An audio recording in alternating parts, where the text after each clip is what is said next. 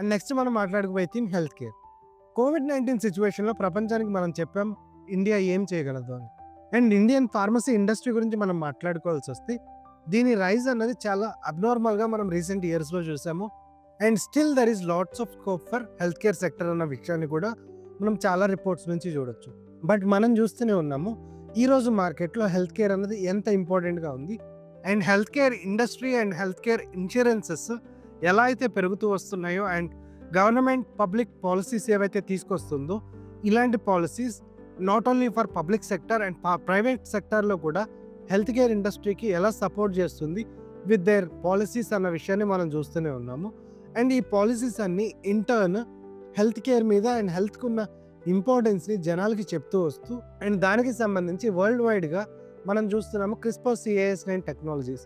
And CRISPR-Cas9 technology మనం చూసాము like gene editing technology లెవెల్కి మెడికల్ ఫీల్డ్ ఎదుగుతున్నప్పుడు మనం ఇండియాలో అంత పార్టిసిపేషన్కి వెళ్ళే సిచ్యువేషన్కి వెళ్ళే టైంకి just imagine the medical industry in India.